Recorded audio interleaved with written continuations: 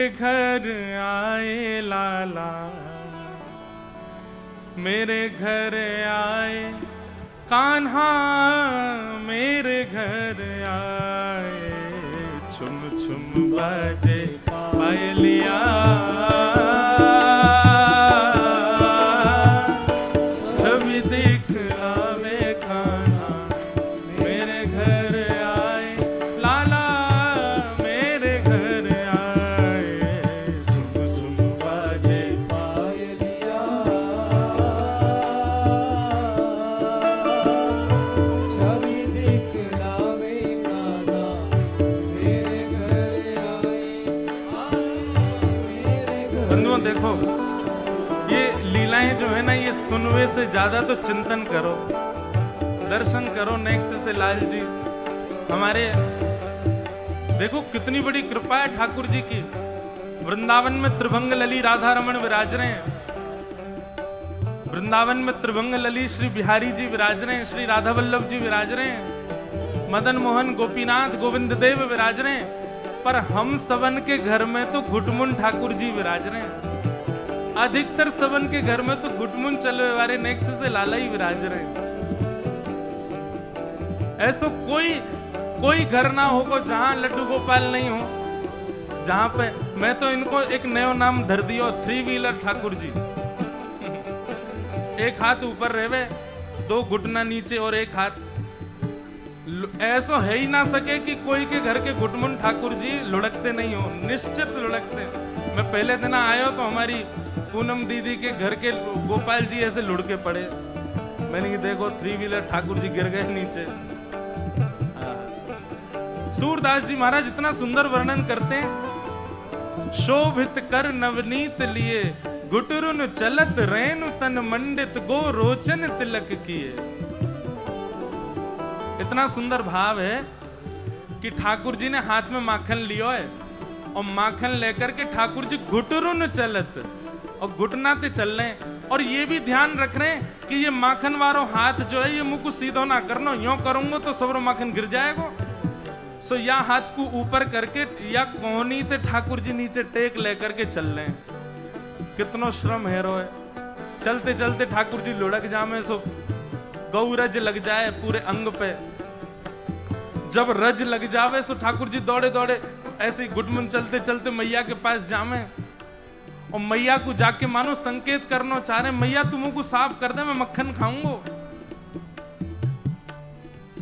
लेकिन तभी कहा देखें मैया अपना श्रृंगार कर रही है और पत्रावलीन में मैया सफेद बिंदी लाल बिंदी, सफेद बिंदी लाल बिंदी ऐसे अपने आप को सजा रही है। ठाकुर जी टुकुर टुकुर देख रहे हैं, वाह मैया तो बड़ी सुंदर सज रही है, मैं हूं सजूंगा। सोई ठाकुर जी गौशाला में जामे, बोले सफेद बिंदी तो मेरे हाथ में मक्खन, एक बिंदी मक्खन की लगा में और दूसरी बिंदी पास रख के गोबर की उठा के लगा ले में, फिर एक बिंदी गोबर की लगा में, फिर मक्खन की लगा ले।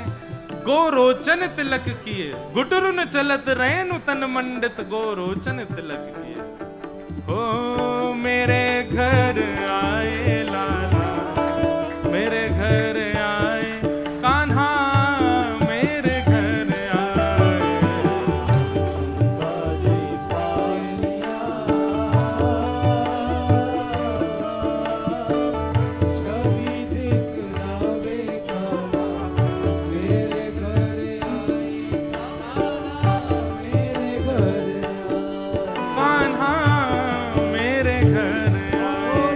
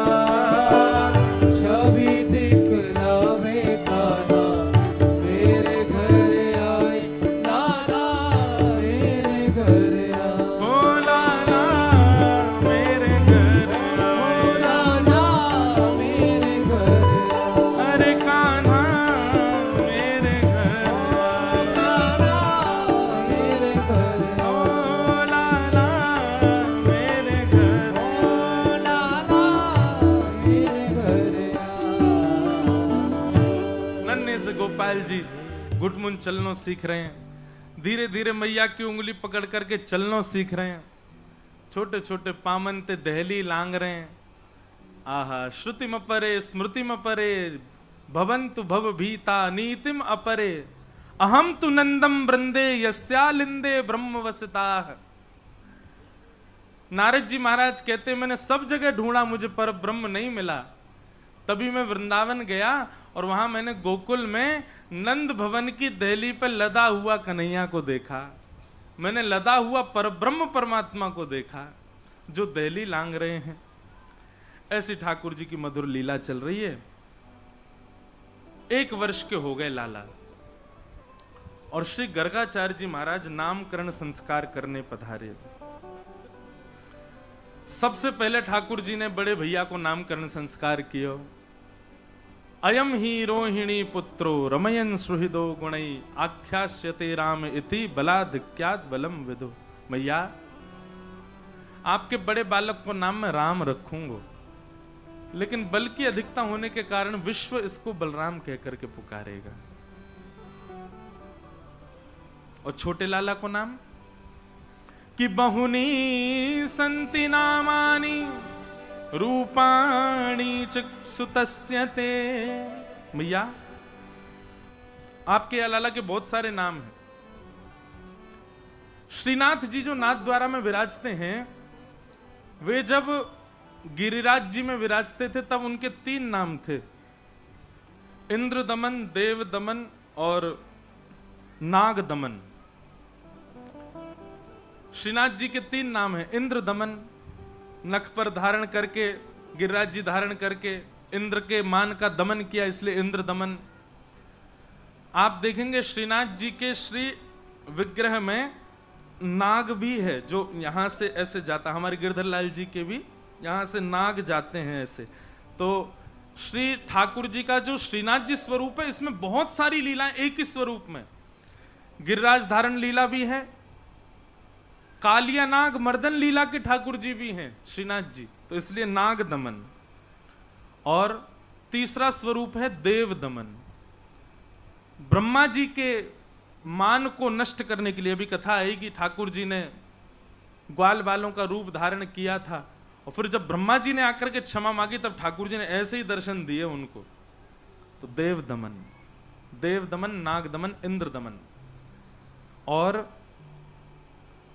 चौथा नाम श्रीनाथ जी का क्या है? निकुंज नायक, क्योंकि वो सदा कुंज में ही विराजते हैं। आज भी श्रीनाथ जी नाथ द्वार में गिरिराज जी की कुंज संग ही है, उसी के भीतर ही बैठे हैं, इसलिए उनको निकुंज नायक कहते हैं। तो ठाकुर जी के अलग जैसी जैसी लीला, जैसे जैसे भाव, वैसे वैसे नाम। यशोदा मैया बोली इतने सारे नाम मत बताओ, कोई एक नाम बताए दो, मैं कैसे बुलाऊंगी अपने लाला को। तब श्री गर्गाचार्य जी महाराज कह रहे हैं कि आसन वर्णास्त्रयो ह्यास्य गुह्यतानुयुगम तनु शुक्ले रक्तस्तथा पीत इदानीं कृष्णताम गतः। मैया, आपका ये बालक कभी रक्त वर्ण, कभी श्वेत वर्ण आदि आदि वर्णों में हुआ है, पर इस बार ये लाला आपका कृष्ण वर्ण का है। इसका जो वर्ण है, इसकी जो कांति है, वो कृष्ण है। बंधुओं, कृष्ण का अर्थ काला लगाते, पर काला नहीं है। ठाकुर जी काले नहीं हैं। ठाकुर जी कैसे हैं? ना सांवले हैं, ना नीले हैं, ना काले हैं। एक अलग सो ही रंग है ठाकुर जी को। उसके प्रति आकर्षण इतना हो जाता है कि बस देखते रहो। उसे कहते हैं कृष्ण वर्ण। तो मैया, आपके या लाला को नाम में रखूं कृष्ण। आहा, बोलो कृष्ण कन्हैया लाल की। श्री गर्गाचार्य जी। अच्छा, एक बात यहां पर इतनी सुंदर आती है कि गर्गाचार्य जी महाराज की पहले तो समाधि लग गई। यशोदा मैया बोली बाबा इतनी देर की समाधि लगा रहे हो, कहीं ऐसा तो ना है पधार गए हो। लेकिन वास्तविकता क्या? आचार्य चरण बताते हैं कि श्री गर्गाचार्य जी महाराज की जिह्वा पर संस्कृत वर्णमाला, हिंदी वर्णमाला के जितने भी शब्द हैं, जितने भी अक्षर ब्रह्मांड में हैं, वे सब अक्षर प्रकट हो गए और मानो हाथ जोड़ करके गर्गाचार्य जी से प्रार्थना कर रहे हों, आज जगत नियंता परब्रह्म परमात्मा का नामकरण होने वाला है, आप कृपा करके हमको सेवा में लेकर के हमसे नाम रख दो ठाकुर जी का। तो गर्गाचार्य जी महाराज ये विचार नहीं कर पा रहे कि मैं किस शब्द का प्रयोग करके ठाकुर जी का नाम रखूं, इसलिए गर्गाचार्य जी समाधि में बैठे हैं। लेकिन तभी ठाकुर जी ने संकेत किया और संकेत पा करके भगवान का नाम कृष्ण रखा गया। कृष्ण शब्द का अर्थ क्या है? क्रिस्तु भूवाचक शब्द है और न निवृत्तिवाचक शब्द है। तो पृथ्वी पर रहने वाले जब इस नाम को गाएंगे तो निश्चित ही उनकी निवृत्ति हो जाएगी, इसीलिए ठाकुर जी का नाम कृष्ण रखा गया। इसीलिए भैया जितना है सके या नाम को गान करो, कृष्ण नाम में ही सबरो सार छुपो है। हम सब निवृत्त हों इसके लिए ठाकुर जी को नाम कृष्ण रखोगे। ठाकुर जी का नामकरण संस्कार हुआ। अब ठाकुर जी नैकौर बड़े है गए और जैसे ही नैकौर बड़े भये हैं तब तो ऊधमन की गिनती नहीं है। इतनो ऊधम मचामे, इतनो ऊधम मचामे जाकी कोई सीमा नहीं महाराज। ऐसा लगे ठाकुर जी जैसा ऊधम यदि आज के बालक मचान लगे ना, माता पिता घर छोड़ के भाग जाएंगे। ऐसा ऐसा ऊधम ठाकुर जी मचामे। ध्यान से सुनो कैसा ऊधम मचामे। हाँ हाँ, श्री शुकाचार्य जी महाराज तो एक ही श्लोक में वर्णन कर देते हैं ठाकुर जी के ऊधम। श्रृंग्यग्निडिंश्च शिजल द्विज कंटकेभ्य क्रीड़ा परावति चलौ स्वसुतौ निषिद्धुम गृहाणि कर्तुमपि यत्र न तज्जनन्यो शोकात् आपुतुरलं मनसो वसस्थाम। आहा, ठाकुर जी के ऊधम बताए गए हैं। सबसे पहले बताया गया श्रृंगी, सींग। गैयान के सींगन पे लटक जाएं ठाकुर जी, ये झूला है ठाकुर जी को। अच्छा, नंद बाबा के यहाँ 9 लाख गैया, इतनो सारो घी इतनो मक्खन होवे, नंद बाबा के इतने को कहा करें। सो 9 लाख गैयान के सींगन पे वाकई मालिश करवा दें मक्खन घी की। ठाकुर जी सवेरे उठते ही सबसे पहला काम है ठाकुर जी को दूध पी के लड्डू खा के सबसे पहले गैयान के पास जामेंगे और मां गैयान को जाकर के देख के आमे नेक से लाला। कोई गैया बैठी होवे सो बल दाऊ दादा तो कहेंगे, देख दाऊ दादा हम दोनों उठ गए जे अब सो रही है, जाको उठाए दो और एक झूला झूल लें। तो कैसे झूला झूलें? एक तरफ को सिंह दाऊ दादा पकड़ लें, दूसरे तरफ को सिंह ठाकुर जी पकड़ लें और फिर दोनों पकड़ करके वाके सिंगन को ऐसे हिलामें। थोड़ी देर तो गैया अपने सिर को हिलाती रहे, नेक देर बार गैया को भी नेक चंगा आवे सोई वो गैया खड़ी है जाए और जैसे ही गैया खड़ी हो नेक से सिलाला। लटक गए ठाकुर जी तो सिंगन पे। अब हाथन में लग गयो चीकनो मक्खन, ठाकुर जी के हाथ फिसल रहे हैं, रिपट रहे हैं, जोर से चला, मैया जल्दी बचाइयो, देख जे गैया मार रही है मुंह को।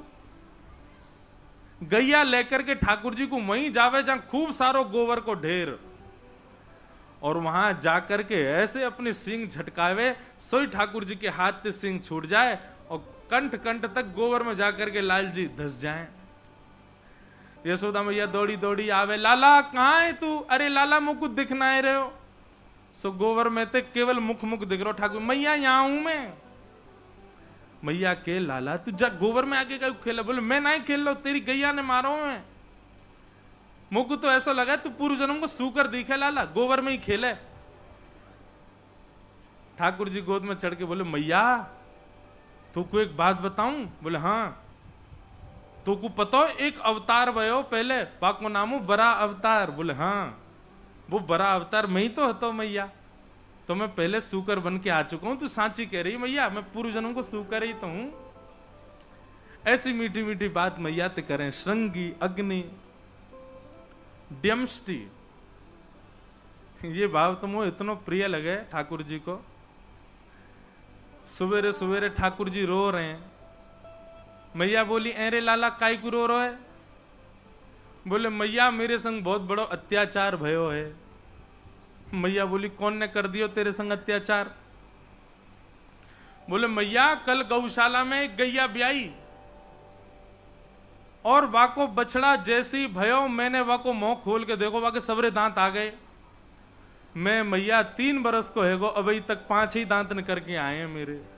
मैया मेरे संग बहुत बड़ा अत्याचार भयो है, जरूर तेने खावे पीवे में कमी छोड़ी होगी या हमारे जन्मते दांत ना है मेरे। मुँह को निकारने पड़ रहे हैं मेहनत